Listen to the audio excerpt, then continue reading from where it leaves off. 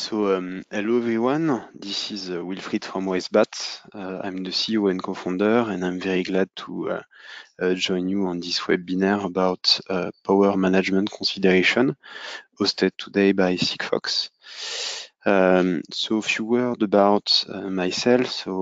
I graduated from a PhD in computer science, electronic and telecommunication in Paris, and I developed the simulation platform that WasteBat is now selling and supporting, and that we will use today to showcase how powerful Sigfox technology can be when applied to your IoT devices.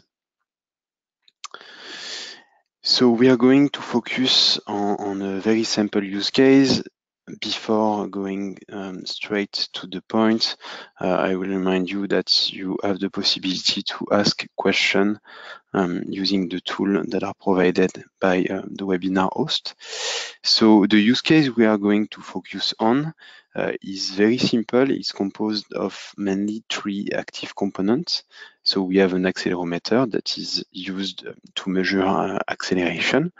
We get a microcontroller, a STM32. It's based on the Cortex-M0 architecture. And we have, of course, the Murata module that is responsible for handling Sigfox communication. And all of these components are supplied through a linear regulator provided by Texas Instruments. By the way, this is the power architecture that has been used in the reference design, the Sensit. And all of those components are supplied by a lithium thionyl chloride battery, which is in this case from Saft, the LS14500. And our initial system is powered by this linear regulator using a 2.2 volt supply voltage. So before going through the simulation, this is the kind of architecture that you can find in management system or in predictive maintenance system. For instance, if you would like to observe the vibration on a motor or on a structure to detect its early aging, you would use this kind of architecture. So the first consideration we need to have by going from this device and optimizing the power it consumes, managing its power, in other words, would be to consider the supply voltage domain. So supply voltage domain means that each of the components will have its own specification. By that, I mean that each component will have a minimum supply voltage and a maximum supply voltage. If you are powering a component below the minimum supply voltage, there is great chance that it doesn't work the way you expect it to be. And if you are supplying it above the maximum supply voltage, you are running the risk of destroying the component or making its age way quicker than you would expect. So in our case, we have three main components, as I already presented. We have an accelerometer that is going to work between 1.6 and 3.5 volts. The microcontroller is quite close to it because it's working between 1.65 and 3.6 volts. The radio itself will need a higher minimum supply voltage, going from 2.20 volts up to 3.60 volts. This is quite normal because you need some power and some supply voltage level in order to supply all the analog stage and the front end of the radio. So that was for the supply voltage domain. So in our case, obviously, if you would have to power all of those components, you would have to choose a supply voltage that is covering at least all the minimum supply voltage, and in our case, the highest of the minimum supply voltage, which is the radio at 2.20 volts.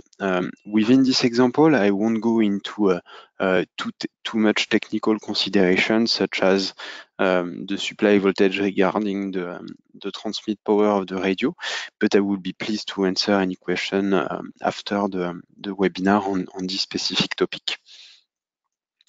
So we're gonna start our first simulation by having this system built with a basic LDO, and we will run the simulation in order to know how much how long the battery is lasting.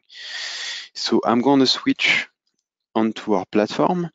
So on this platform, so this is our tool. First of all, I didn't introduce it earlier.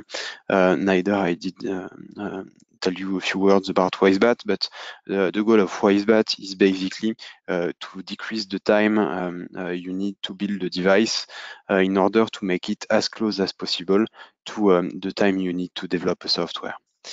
So this is our tool. We have three main parts. You can access it by typing in estimate.wisebat.com or by going to our website, wisebat.com, and signing it or creating an account. So I'm inviting you to create an account if you don't already have one, in order to follow and be able to fork the project as I'm demonstrating them through this webinar. So going back to the tool, you get three main tabs in your personal space, which are basically the dashboard, inspiration, where you will find the projects that were developed by the community. So we have now more than 900 project design on the platform. Some of them are open source, some of them are private. And the last tab is the community tab, where you will find all the profile of the user and their associated project that they wanted to share with the community.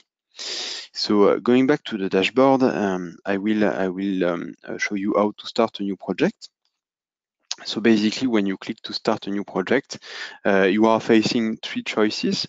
Wizard that will allow you to, based on the description, build your devices, and it's kind of help in order to choose the component to kickstart a project.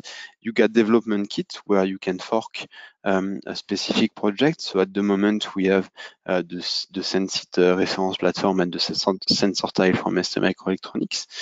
But the main goal here is you being able to make a quick copy of it and customize the reference design in order to fit your use cases. And the last one is the one most of you are going to use, I believe. It's start from scratch. So basically, that's a completely blank project. So if I'm opening a project, I already prepared a couple of them. So I will open this project, for instance, that I made for the webinar. We will find the architecture that I was presenting you with the accelerometer here. We have the microcontroller as well. We have the Murata module, the linear regulator, and the battery. By the way, if anyone of you is facing any issue to create an account, feel free also to let us know. So this part of the tool is the design space. So when I will be referring to the design space further in this webinar, I will be talking about this. On the left top corner, you get the W that follow you to the home, schematics that stands for hardware, and behavior that stands for software. And this will allow you to control your process. Get result will enable launching the simulation. And on the far right, you will find the library of components, where components are sorted by category. So you get measure and data acquisition for sensor, processing for microcontroller elements, and sometimes modules, passive components, power components such as batteries, regulators, and so on, communication components such as radios, and you will also find actuator such as a motor or small vibrator, in order to add them on the design space. So on each category, you will have some filters. So filters allow you to choose by type, the type of component you're looking for, and also the brand you may be looking for. On each component, if I'm taking some example here, I get a first level of information here, and then if I'm clicking, so hold on. I will choose another component like this one, for instance. If I'm clicking on the arrow, I will have more detail on the component, such as the package, the temperature range, its main interface, and its power characteristic. So adding a component on the design space is, of course, as simple as doing a drag and drop, and I have my component here. So I won't let it on the design space because I already prepared the design, but that's fairly simple. If I want to make a connection between components, so let's say that I'm going to delete this one, the only thing that I have to do is drag and dropping one of the small black balls to another connector here, and I get a pre-selection here of the compatible interface. So for instance, here I'm connecting the Murata module with the antenna. So the type of the interface is analog, and I'm going to select the antenna out with the RF in out of the antenna. So we tried to simplify as much as we could the process of adding component, making connection, and selecting them. Something that I didn't show you is that at any time on any component, so for instance, if I'm looking at the ADXL 362 here, I'm going to have a link here that directly drives me to the datasheet that is hosted by the silicon vendor itself. So if at any moment I have a doubt on the component that I'm looking at, I will find all the information that I need. And of course, the same thing for every component that you will see on the library. So once you selected all your components, we also developed a compiler feature that will allow you to see if the power stage is dimensioned the right way, if there is no under or over supply. So in our case, we have our linear regulator, and if I'm double clicking on it, I will be able to see the output voltage. So going back to what I was showing to you before, here, so our supply voltage domain, I see that I need to supply at least 2.20 volts, and this is exactly what I input into my output voltage. So now that I think that everything is correct, I can click on the question mark, and we will have the software checking if everything's all right, and if everything's all right, you're gonna have a green notification like this one. Once you're done with that, you can go to behavior. So basically, behavior is going to be the software part of your tool, of your device, sorry. And in our tool, you will find back the design space, the control remain at their place, but the library changed a little bit. Actually, we compute this software state library based on the hardware you input there, and you are going to use all of these states to create your own algorithm, or if I can say it another word, in other words, sorry, your own draft of the firmware and use case that's going to drive your components. So in my case here, I made measurements on the acceleration of the ADXL 362. So for that, I'm using two states, enable chip select and go to measurement mode and retrieve data. Then I'm going to use the instruction wait for response that I will be able to find in the processing category. This will allow me to create a polling stage. And then I'm transmitting this information that I just measured on the Sigfox network. And if I'm double clicking on the states, I can input two parameters, the timer and the size of the data that I want to transmit. In my case, I want to transmit 8 bytes, so that's what I'm doing. And then I'm going to have a wait for 10 minutes. I'm going to be able to access to the timer by double clicking on the states once again and making the loop here. So I'm going to do, my device is going to execute this program until there is not enough energy into the battery. So from the time you're done with building your behavior, you will be able as well to compile it the same way you would have compiled the hardware in the schematics part. And then we are able to now launch the simulation. So I just launched the simulation. So obviously it won't take 46 minutes. That's just a dummy timer. But what happened right now is that we are compiling and generating all the simulation file, and we are providing you with the results. And as you can see, it only takes me a couple of seconds, a minute at most, while I was talking to you. If you would have to do the same thing on your own, you would have to spend some days, if not weeks, into trying to find it out. So here is the result pages. So I'm going to have the first information here, which is the battery life. So in this case, this is 1 month, 3 days, and 18 hours. So it might seem to be a little bit low regarding the battery we've added onto our design, but let me remind you that we didn't make any optimizing at this point, neither making the microcontroller going in its lowest power consumption states or anything whatsoever. So that's kind of expected to have this lifetime, and I would even say that's something that's quite long considering the fact that we didn't make any optimizing so far. So that's the first result you have. Then you will have the consumption distribution. On the consumption distribution, each part of the circle is showing you how much of this specific function is drawing in terms of energy.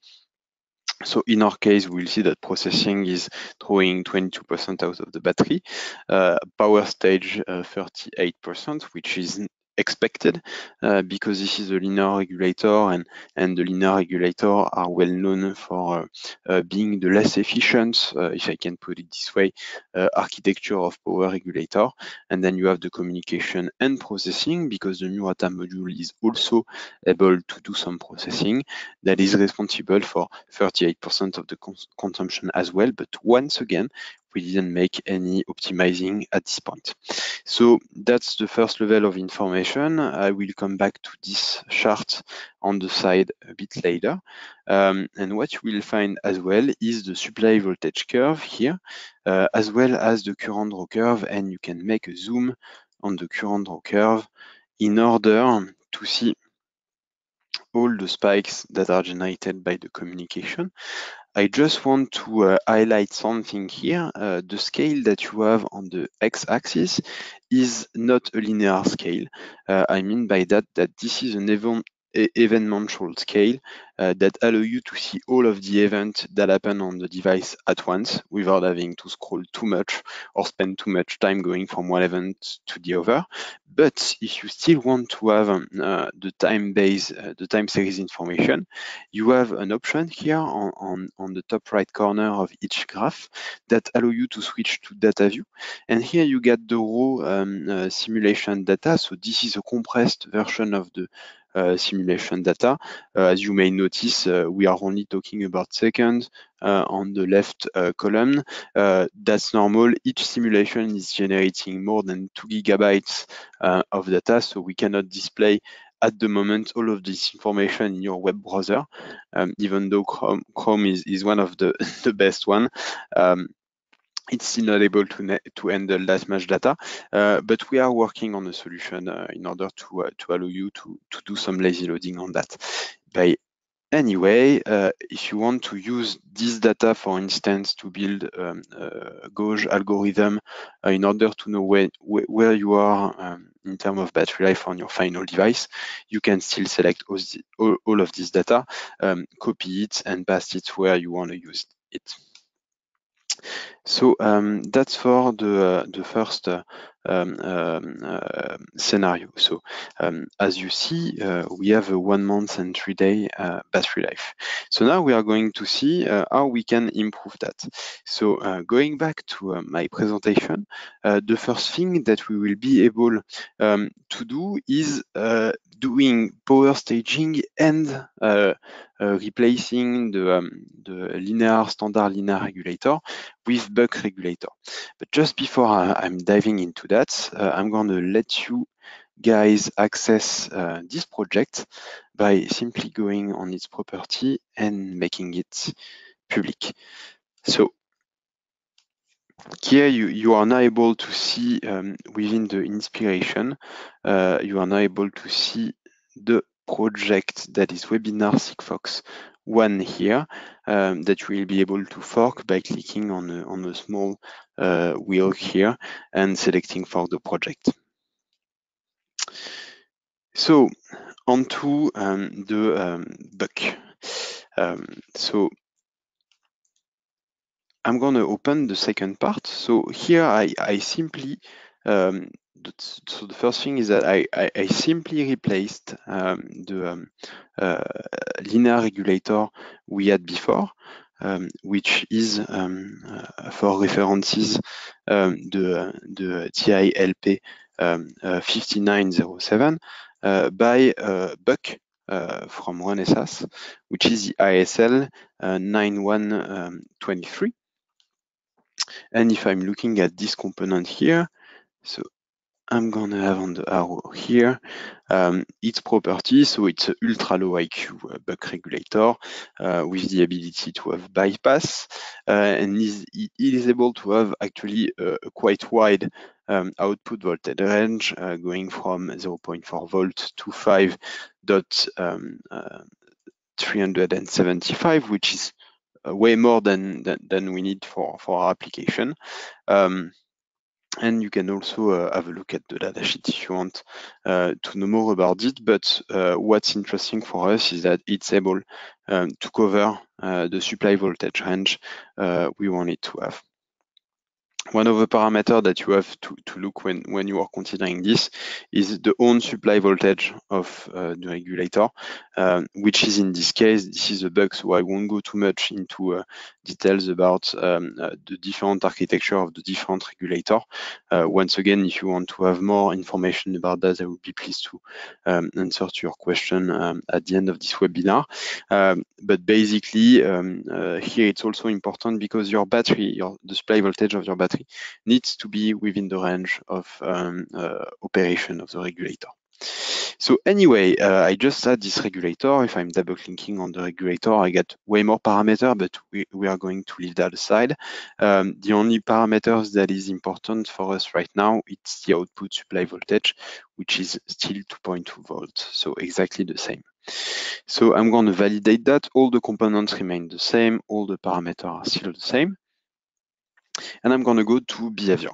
I didn't make any modification to the behavior as well in order to have a ground truth from which I can make a comparison. So we will find once again the measurement part here with our accelerometer. Then we send the data onto the Sigfox network, and we are going to do that each 10 minutes. So just compiling it and running the simulation. Once again, be sure that it will only take a couple of seconds, well, a minute at last in this case. And the interesting point here is that we will have a first point of comparison between the standard architecture with a linear regulator and the architecture that is driven by a buck. So we have the result right now. So this is 1 month, 20 days, and 14 hours, which is basically more than 15 days more than the previous, the standard case, the starting case, I would say, which represent an increase of 50% of the battery life. It means that by only switching one of the components, which is basically replacing a linear regulator with a buck regulator, a low IQ buck regulator, we were able to have 50%, to save 50% more battery life. And this will be explained very, very well with the consumption distribution here. So if you remember, on the previous case, we got a third of, more than a third, it was 38% actually, of the energy that was consumed by the communication and processing category, and 38% that was consumed by the power category. In this case, we only have 8% of the power that is consumed, of the energy that is consumed by the power category, which means that we went from 38% to 8%, hence the increase in battery life. Of course, the communication processing is now taking more of the pie because the battery can last longer within this configuration, in this case 57%. And for the processing, of course, it's also a bit more, it's 33% of the battery. You will find once again a supply voltage and current draw curve, and you will see this very specific shape of the curve here, and this is normal. This is actually due to the fact that since we are using a buck regulator, the buck will compensate with the decrease of the supply voltage of the battery, and we will try and it will try to maintain the output supply voltage as steady as possible by increasing the way it's consuming basically the energy of the battery. So I'm explaining it in a very simple way right now. Of course, it's more complicated than that. There are some compensation effect and some inductive effect that are going into play as well. But that's a simple way to look at the first sight and to see at the first sight that we are in the presence of a buck regulator here. So I just showed that, and yes, I didn't show this feature, but basically on the right side of our pie, you will find another graph where you have two bars, time distribution and energy distribution. Time distribution stands for the time you spend into each of the states of the component, and the states here, there are plenty of them. Of course, we are looking at the STM32. So you will find all of the states, and in this case, we are in the run. And this time distribution is to be compared with the energy distribution here, which basically stands for the energy we consume in this state. I believe that if I'm clicking on the radio, yes, we will see that most of the time we have TRX standby, because once again we didn't control the radio in a smart way, if I could say. We did not make any optimizing so far, and we have the rest of the energy here, which is quite small, that is standing for run, which must be the pre-configuration of the radio when we are booting up the system. So that's all for the first optimizing. So just to recap, by only changing one component, going from a linear regulator to a buck, we were able to save 50% of battery life. So now we are going to do power staging. So before to that, I'm going to do the same thing. I'm going to let you fork and edit this project by making it public. So I'm going to go to the staging. So the art of staging is basically something that comes from the initial observation. If I'm going back to this power supply voltage domain, I'm clearly seeing in this graph that actually I get two areas. I get an area between around 160 volts. Actually, if I'm looking only at the accelerometer and the microcontroller, if I'm supplying them at 1.65 volt, that should be all right. Once again, I'm not going into the details of what are the implications of powering the Cortex M0 at 1.65 volts. You're going to have a limit in terms of the speed of the microcontroller, and maybe some peripheral will have a different behavior, but that's another topic. So we have a first power domain here, and then we have a second power domain here that is starting at 2.20 volts. So it means that I could definitely split my power supply between, on one side, the 1.65 volt domain, and on the other side, the 2.2 volts domain. So that's exactly what I prepared before we start this webinar. So I got the same architecture here, ADXL 362, the STM32 and the Murata module, and I got my two buck regulator. The first one is operating at 1.65 volts, and then the second one, as you may see, is operating at 2.2 volts. Both of them are supplied by the same battery, but the one on the left is supplying accelerometer and microcontroller. The one on the right is supplying the radio. So I'm going to go to the behavior that hasn't changed as well. We will still find the same behavior, I would say, the same use case with sensing the acceleration here, storing the result, and then sending it using the radio. Once again, the size is 8 bytes, nothing changed, and we are doing that every 10 minutes. So I'm going to validate that, and I'm going to launch the simulation. So here, what we are going to see is the benefits of going from one single buck with one single supply voltage to two different supply voltage. So in this case, this is something in our case that may not be as dramatic as the going from linear regulator to buck regulator. Once again, this is a very simple use case, but you may be surprised of how much you could save in some other cases, especially the one that has a very powerful features such as GPS communication or a very accurate sensor that requires higher than usual supply voltage. So as expected, so we have 1 month and 25 days. Just to remind you, it was 1 month and 20 days before. So it means that comparing it with our initial use case, we make a saving of 63%. 66% of battery life, which is still something that we can consider, even though it's not as dramatic.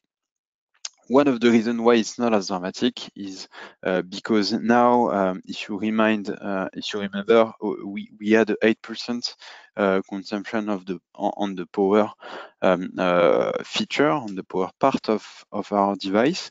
Now this 8% raised to 9%, almost 10, because we doubled the number of elements that were supposed to do the regulation.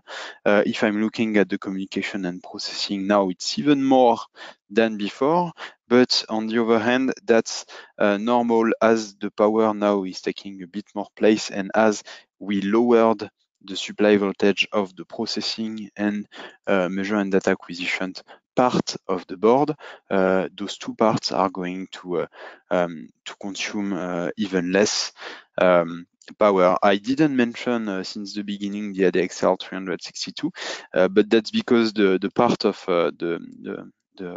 he is not responsible of significant consumption in the overall system. Otherwise, you would have seen it appear on this graph.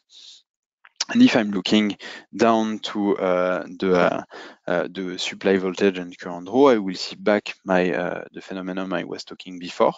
It will even be amplified by the end of the battery. And I can now isolate the two supply voltage stage. So for instance, if I'm clicking on this one, which is the one that was on the left, that is powering the ADXL and the microcontroller, if I'm correct, am I correct on that? No, I believe that's the one that was supplying the radio.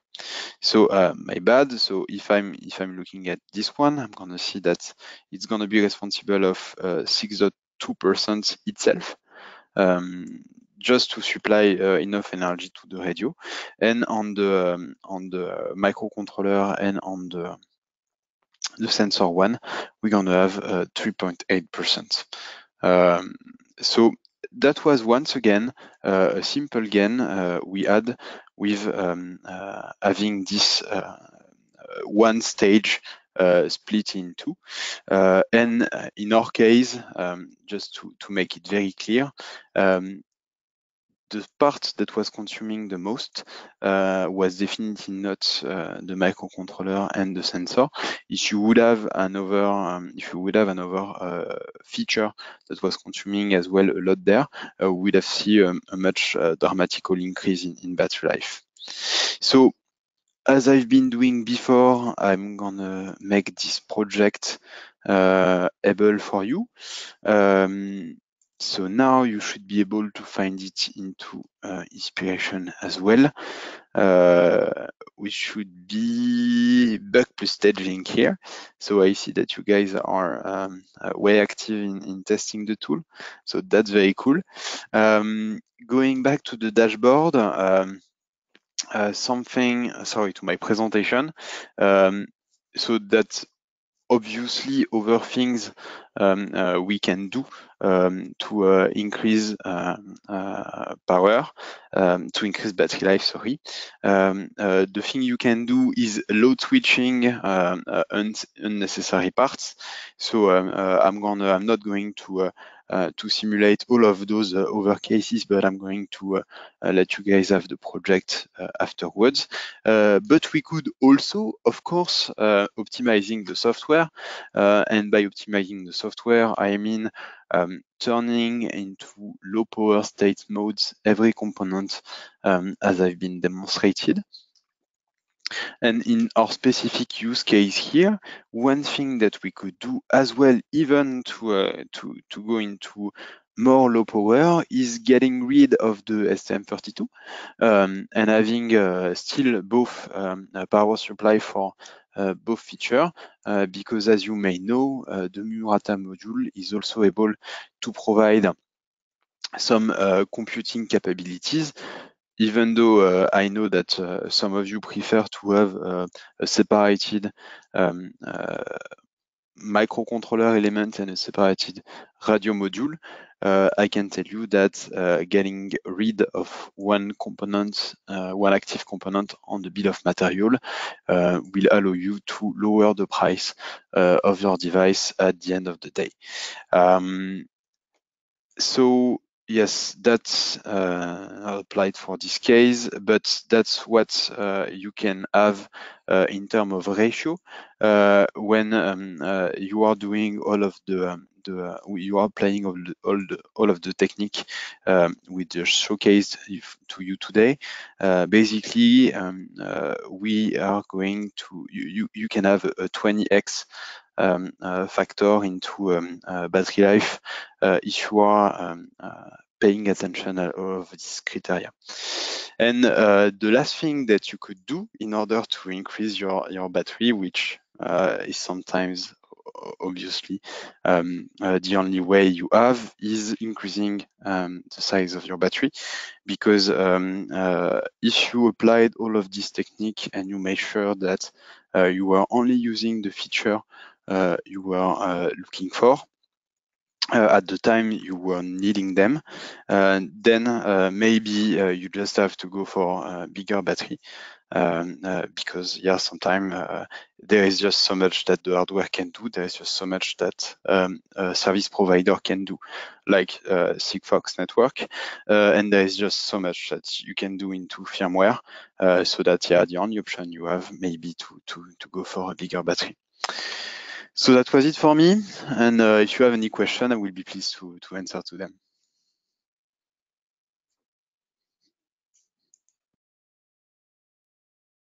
Yeah, thank you so much, Wilfried.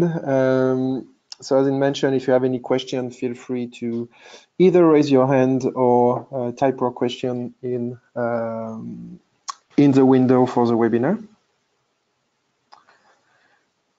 So I see we've got already two questions. First one might be actually more for Sigfox, which is the developer kit available to Mexico? So I guess that was a dev kit, Sensit. Yeah. So the Sensit development kit is available.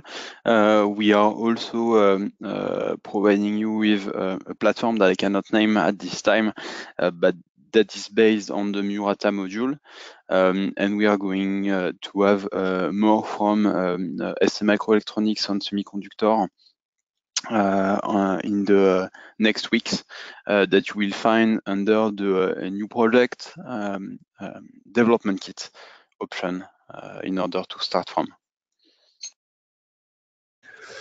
Okay, thank you. And second question, I think I have also the answer, is the software available for LoRa, which I think we are referring to the Murata module. Yeah, so I'm not sure to answer to understand the question. Okay, is there a software available for LoRa? So what I showed you is basically I didn't go through all of the configuration you can make on this wonderful module, of course. But if you double click on the module itself, you will have the different options here. So you're gonna have to let it be slave if you have another microcontroller on the design space.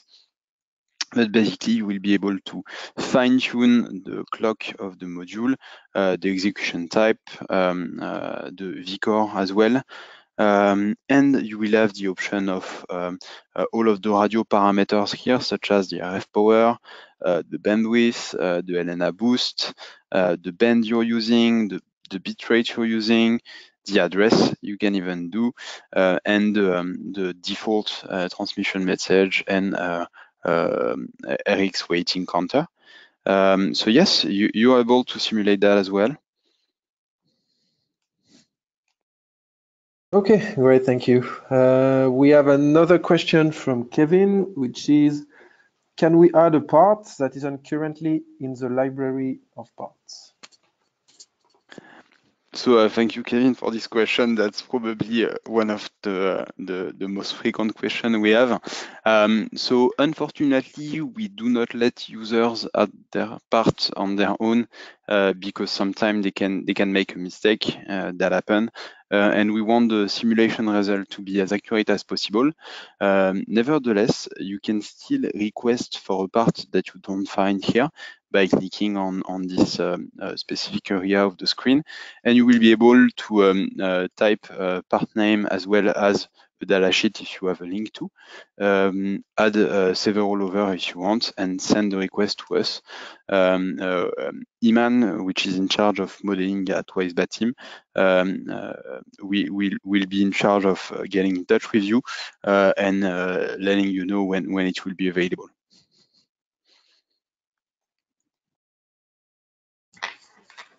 Okay, we've got two other questions. One from Angel, which is, what model of battery do you recommend for low power consumption? I think that's a very large question.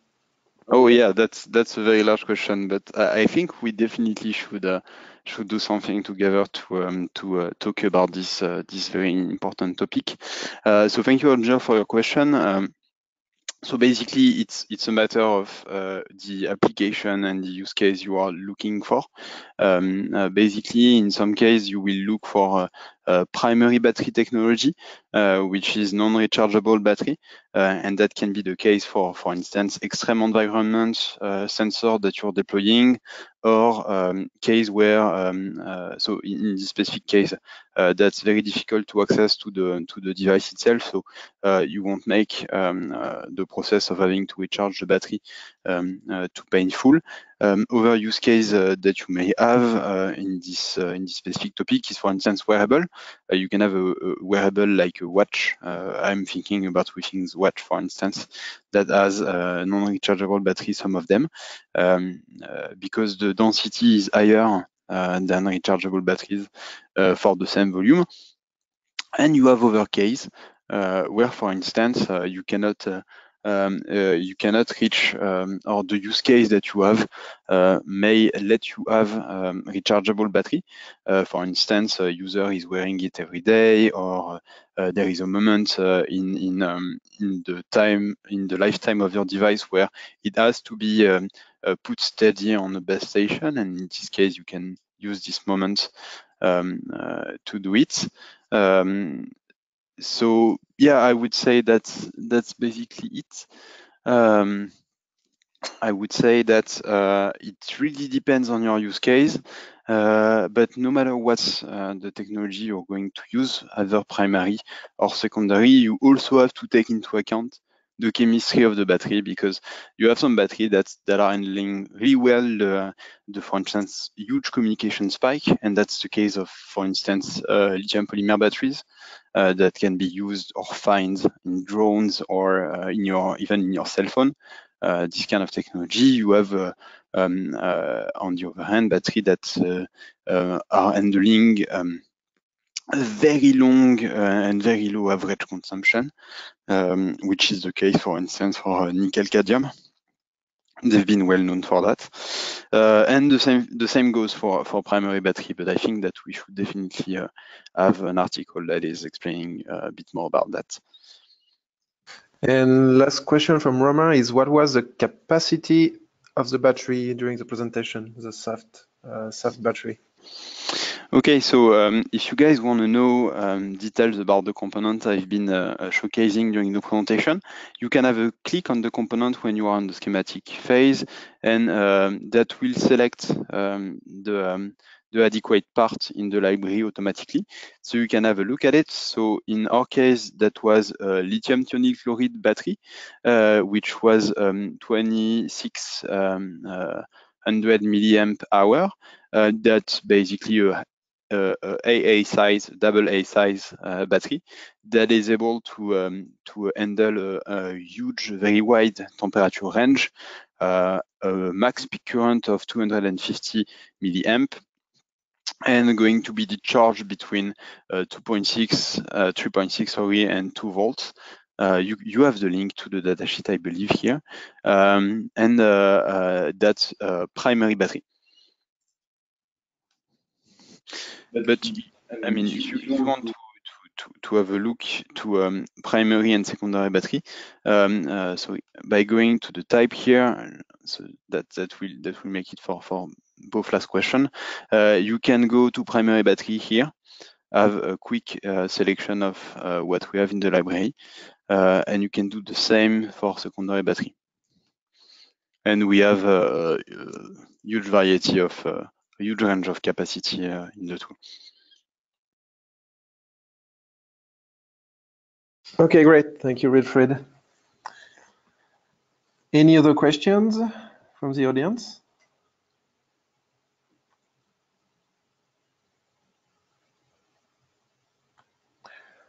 Okay, so I think we can stop here. Thank you a lot, Wilfried, for the great presentation.